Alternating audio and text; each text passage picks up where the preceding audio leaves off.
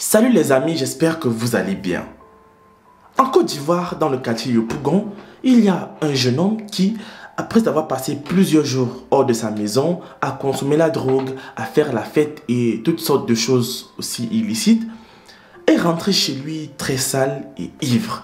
Il ne savait pas ce qu'il faisait, il ne savait pas qui il avait en face et il avait probablement perdu la tête.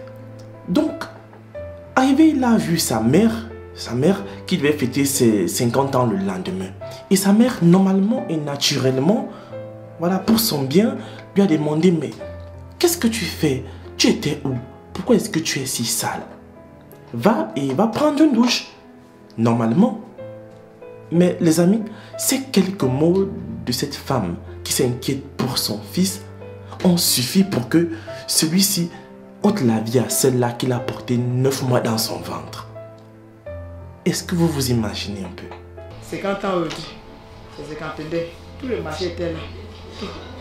Et il est venu, il est assis là. D'abord, à l'entrée, il est assis à côté de nous. Hein? Il est assis à côté de nous là. Il a commencé à chanter. Il chantait, Quand après, la pluie a commencé, il y a une petite pluie. C'était hier. Hier à 18h. Quand il a fini de chanter, il s'est levé. La pluie a commencé, nous on est rentré. Il nous a suivis, il est rentré, il est venu s'asseoir là, devant la porte du salon. Elle était assise, où il y a le fer là, chaise en fer là. Il a pris le tableau ici assis, il a donné d'autres dehors. Elle était assise en tête, elle faisait notre. Après elle dit, bon, va te laver. Depuis que tu es arrivé là, tu as fait en boîte. Tu as fait combien de jours en boîte? Tu es venu, ton corps, il y a tes habits, il faut te laver, tu as te changer. Il n'a pas parlé. Il s'est abaissé, il a fait sa tête comme ça. Après, il s'est levé. Quand il s'est levé là, sous la pluie, elle est sortie. Oh, c'est fait qu'il a laissé dehors là, il va te prendre. Non, il était là. Il venait à le faire là. C'est ma grand-sœur qui était arrêtée ici, au salon ici. Et puis il a commencé à crier, il revient à le faire là encore, Maintenant, nous, quand je me suis levé, elle, nous, les enfants, le vieux, tout le monde, on est rentré au salon ici. Elle était assise, ma soeur était assise. Elle était son fils, il ne pouvait rien lui faire. Et il a trouvé en même temps. Il a mis un coup. Non, parce que c'était la table en train de casser. Deuxième coup. On regarde par la fenêtre, ma soeur qui est couchée. Elle est couchée. On a commencé à crier. Il a tué. Il a quitté sur les rentrées, sur nous, jamais ici. C'est dans ça moment que j'ai en profité. Je suis sorti. Et ils sont rentrés dans la chambre du vieux. Quand je suis sorti net là, derrière moi, elle le fait là derrière moi. Il m'a poursuivi jusqu'au goudron. On a parlé camion jusqu'au goudron. Quand il a traversé les salonniers, les taxis motos qui passent là, c'est un qui a traversé en même temps devant lui. C'est pas si c'est la poignée, c'est pas là derrière moi. Là, il est revenu encore derrière mes grands soeurs dans la chambre là-bas. Où avait même fait là. Dedans, il a fait casser la porte pour les tuer, dedans pour les tuer. Voilà la porte là, il a cassé tout la tête. Il a cassé tout. C'est le vieux qui est sorti. Il dit, il a dit, mon fils, pardon. On a fait quoi? Tu dois nous tuer. Pardon. Là, ta maman qui est couchée là-bas. Tu dois nous tuer encore. Tu dois nous tuer encore pour acheter dessus. Pardon, on a fait quoi? C'est ça. Elle a un grand-fils là, qui est venu prendre le fer là-bas. Ils sont venus lutter le fer. Lutter le fer là. Entends-moi. Et elle est revenue, elle a pris ma soeur parler à l'hôpital. Il n'est pas malade. Si on dit les malades, il n'est pas malade. Tout ce qu'ils sont en train de raconter sur fils là, c'est pas ça. C'est pas ça. C'est un drogueur. C'est pas un fou. Là, c'est ma marraine, Elle veut partir, là, c'est ma marraine. Là, c'est ma marraine, tout fait pour que tu fasses mon anniversaire. Aujourd'hui qu'on devait fêter, elle a demandé à ce que tout le monde soit en rouge blanc. Et voici la tenue qu'elle a au presse, elle a lavé, qu'elle devrait porter pour fêter son anniversaire aujourd'hui.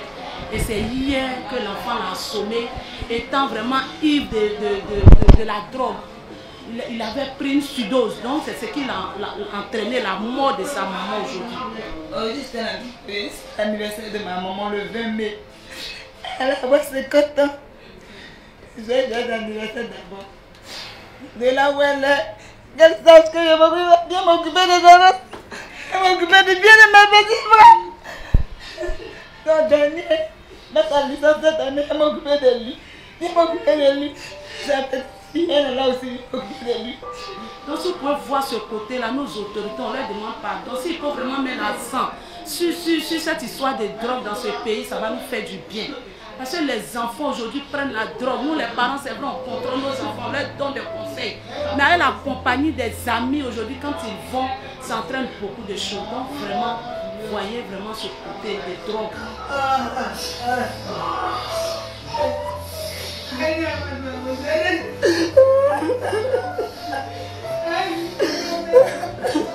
D'abord, lui dire merci. Merci pour toutes ces années. À se battre pour notre bien-être. À se battre pour nous mettre à l'école. Pour trouver de quoi nous nourrir.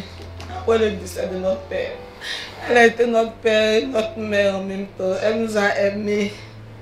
Elle nous a protégés contre toute forme de violence. Elle s'est battue contre Fonzio Marais pour nous mettre à l'école. Et c'était à notre tour maintenant de l'honorer. Comme on l'a dit, elle devait maintenant bouffer notre argent. Et son fils, son propre fils qu'elle a gardé 9 mois, lui a ôté la vie. Elle est partie brusquement, soudainement, c'était pas prévu. La faute de mon frère ne fait pas de ma mère une femme qui n'a pas su s'occuper de ses enfants. Mes autres frères et moi sont la preuve que notre mère s'est battue pour que nous puissions avoir un avenir prometteur. Mais la divinité en a décidé autrement. C'est bientôt la fête des mères. Chaque année, ses enfants, ses nièces, tout le monde se réunissait pour lui offrir des cadeaux. Elle aimait nous voir heureux, réunis tous ensemble. Aujourd'hui, c'est bientôt la fête des mères. Et au lieu de sourire, on pleure. C'est vraiment un événement qui bouleverse tout le monde, toutes ces personnes ici présentes.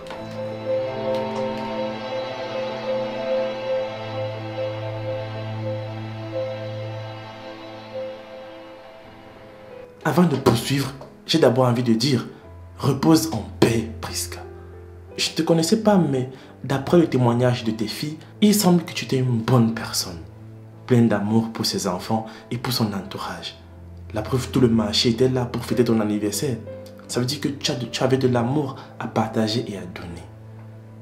Et je me demande si, après avoir vu tout ça et après avoir repris ses esprits, dans quel état est-ce que se trouve ton fils? Est-ce qu'il regrette? Est-ce qu'il est fier de ce qu'il a fait? En tout cas, qu'est-ce qu'il se dit dans sa tête, quoi? Parce que je ne comprends pas comment on peut faire ça à sa mère. Moi, j'arrive toujours pas à comprendre.